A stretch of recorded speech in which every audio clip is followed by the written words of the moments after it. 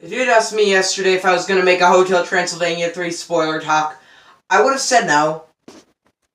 But then I thought long and hard about it, and I was like, maybe there are a couple things this week that I really want to talk about that are spoilers. So, spoiler review. I guess spoiler warning, because it's not like I've said spoiler enough. I want to address a few things, and yeah, I want to talk about why I really didn't like this movie.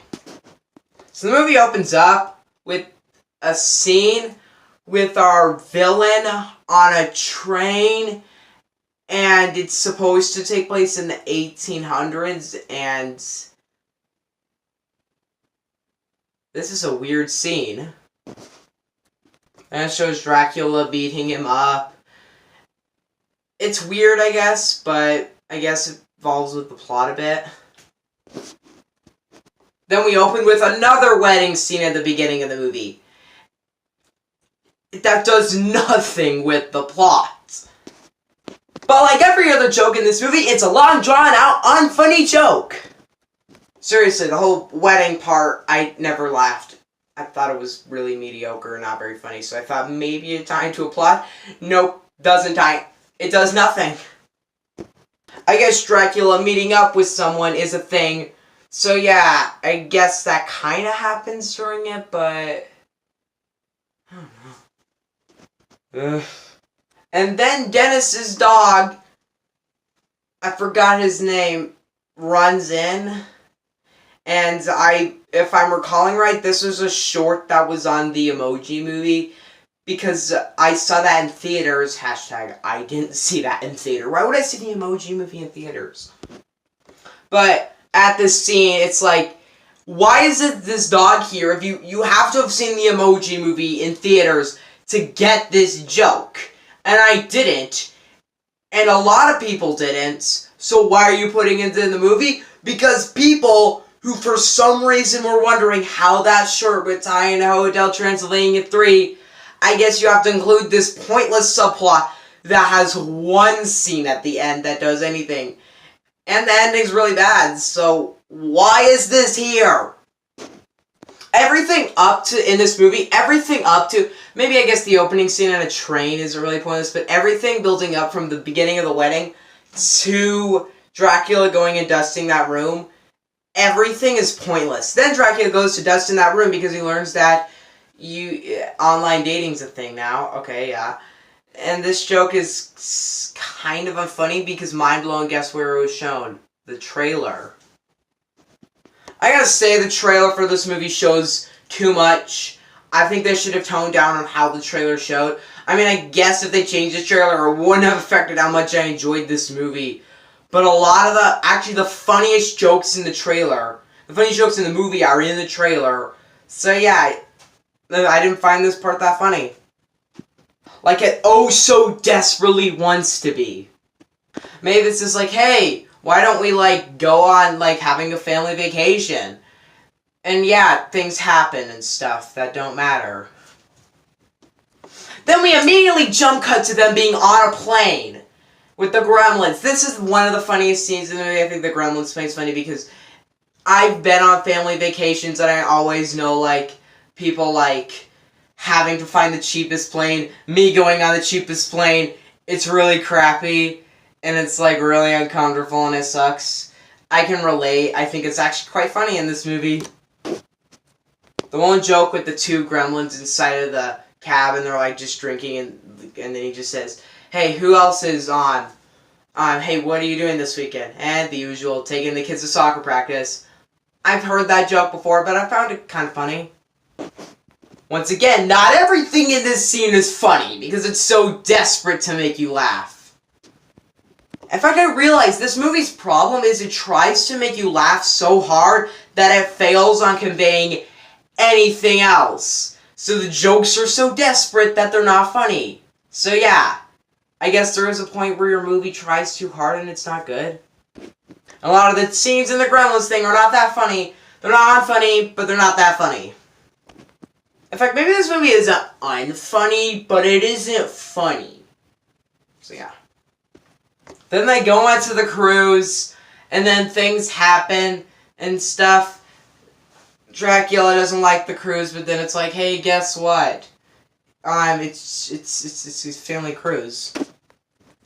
Another joke that I actually really found funny was the Bermuda Triangle just being a hole, and there's just a stack of ships and planes. That was actually really funny. And then Dracula sees the captain, and then he zings. In fact, I thought this was going to be explained in the movie, but when he zings, it's like, you only zing once, so how could he zing twice? The explanation of the movie is, they literally say they don't know how, but he did, so it is possible. So I guess the whole plot, like the whole ending of the first one never had to happen. Because the ending of the first one is that Dracula needs to get to the airport to stop what's his name? Jonathan from leaving, because Mavis is in with Jonathan. So Jonathan can't, now she has to be with him, or else that doesn't work out. And then she never gets to love anybody. But apparently you can zing twice! So the whole ending of the first movie, like, they literally just say, like, you only zing once. It's like, well, we have to get him back. If you literally knew that you could zing twice, this whole franchise would have never happened. Dang it! Now I have a pointless trilogy that I have to review. Thanks, Adam Sandler. Anyway, another unfunny joke with the whole speaking in Dracula thing, or it is a Transylvanian. Another unfunny joke to add to the context of those unfunny jokes. This will actually probably go really fast, because all I have to say is a joke is unfunny, and then I just end that. Because there are multiple montages of just being like, 10 minutes of this movie is just unfunniness. So, it's just dragged out jokes. So, I guess this review's not even going to be it's not even going to be that long with spoiler talk. Yay! Then, our villain, Erica, that's her name, she goes down into the, to see her great-great-granddad, who really wants to get this device to kill Dracula, even though she could just have his daughter kill him. He could just have his daughter kill him, like poison him. It could work. They don't explain why he doesn't think that. They really don't. He said it would ruin the legacy of their family. That's not gonna ruin the legacy of your family. The legacy of your family is supposed to kill monsters, not to kill them with this weapon of mass destruction from Atlantis, which is apparently a city of monsters, but now it's been revived to be a casino. Why do we keep getting these crappy casino places? It ruined some of The Last Jedi, and it is ruining Hotel Transylvania 3. Then this whole part where Dracula puts on, kind of beachwear, I guess, and he's just walking. 24 Karat Magic is playing. Good song. Blob is hanging out with him. They're just both dancing. And it just shows Erica trying to kill him. It's like, the problem with this scene is that it thinks it's so funny, so it drags it out. And it's like, it never was funny. I never chuckled at this scene. So yeah, why is this here? Because your kid will find it funny, maybe? This whole monster ball moment doesn't even need to be here, too. Actually, there was something I thought that was funny in it, was, Jonathan's like, I'm gonna wreck you, and then, what's his name? I'm not remembering his name, Frankenstein. He just stands up over the net and he just goes, yeah, sure. I thought that was pretty funny, because it's it's relatable to have that giant tall guy in volleyball, I can relate. Also, I guess I got kind of a chuckle over how the ball was scared. But another joke that was in the trailer, so I chuckled at it in the trailer. Not in the movie, in the trailer. I don't know, I guess your kid will enjoy this scene. Sorry, if I looked really worried there, it's because I had a glass on this table behind me and it just started rolling. So I was worried it was going to fall off. And it was rolling the other direction, so it wasn't going to fall off. Sorry if I look super worried there, I just didn't want the glass to fall and break. It's actually the glass I used in my Jurassic Park review when I made the water shake. I still have this glass in this room. I should probably put it away now. Here, let's just set this over here.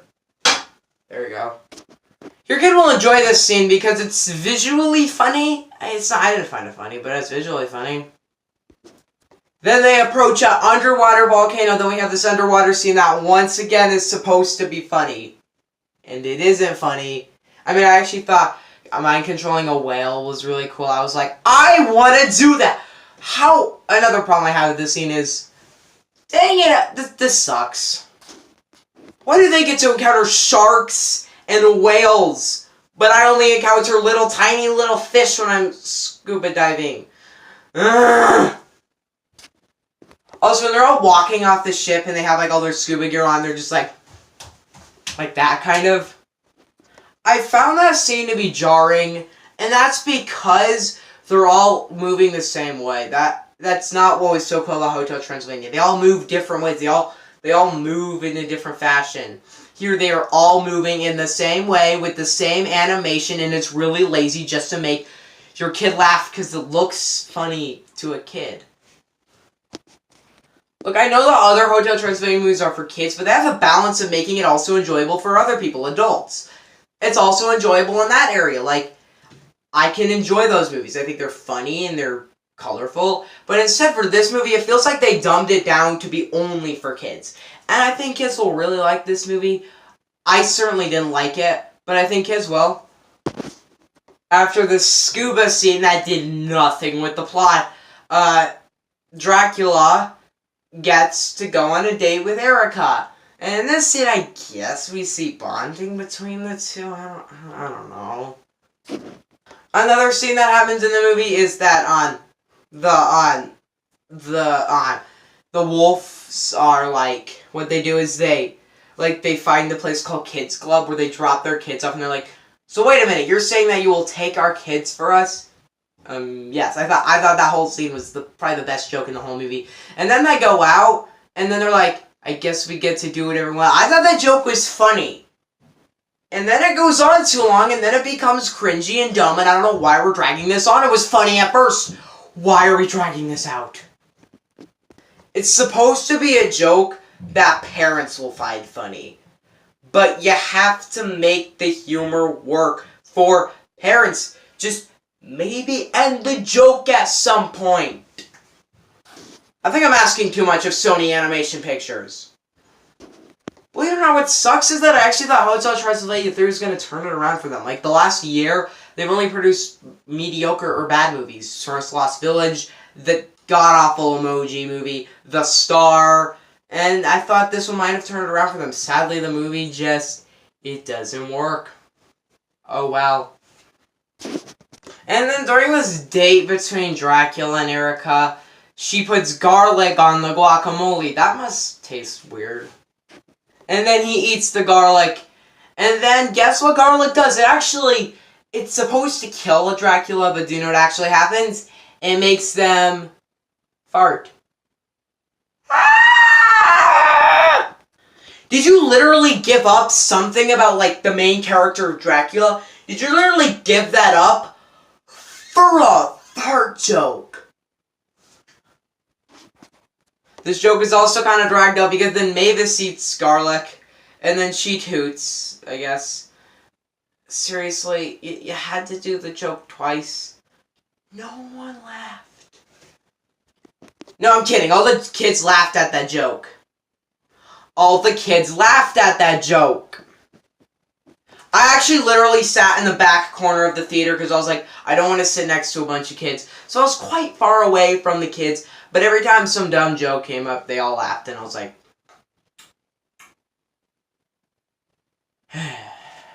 Then they arrive at an island that's like a paradise island where, yeah, they have their date there. I guess I glossed over that.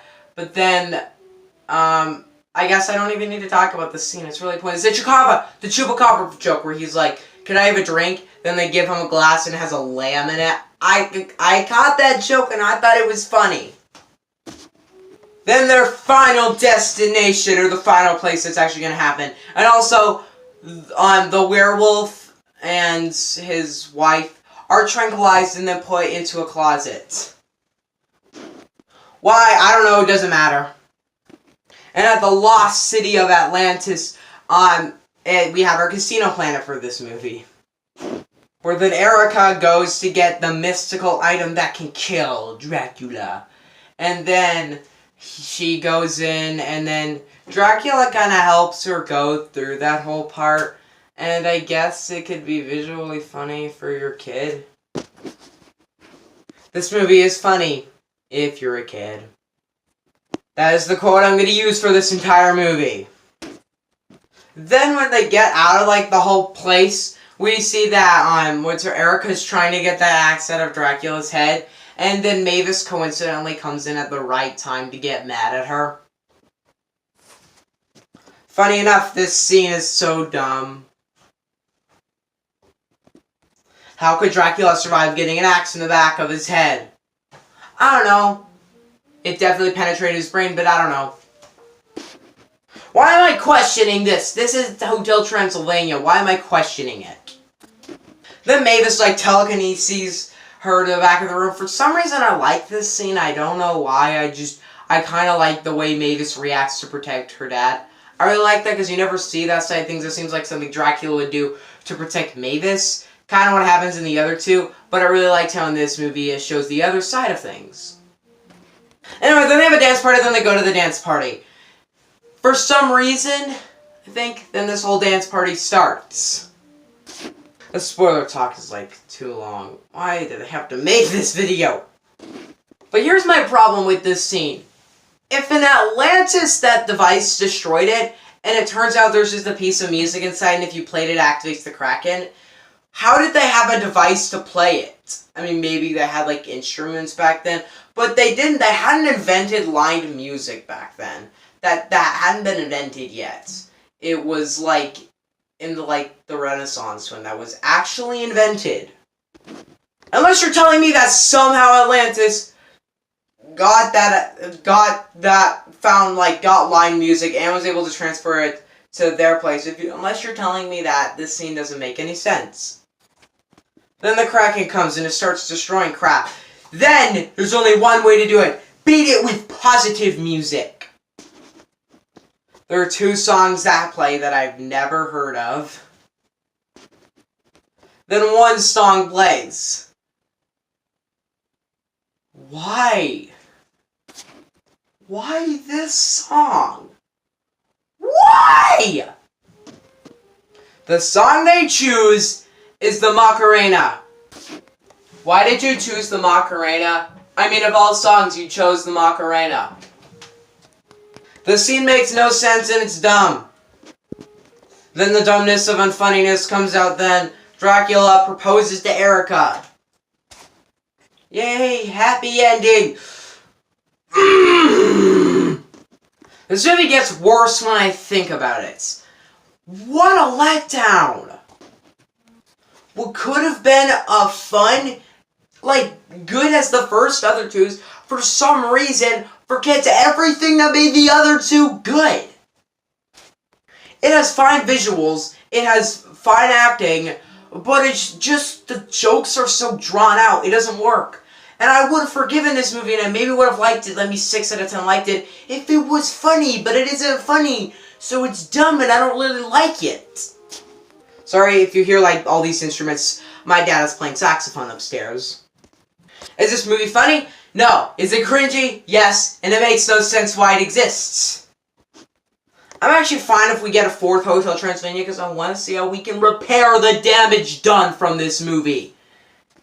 The more I think about this movie, the more I hate it. Alright, what do you guys think on Hotel Transylvania 3? Let me know in the comment section below. Don't forget to subscribe, and goodbye.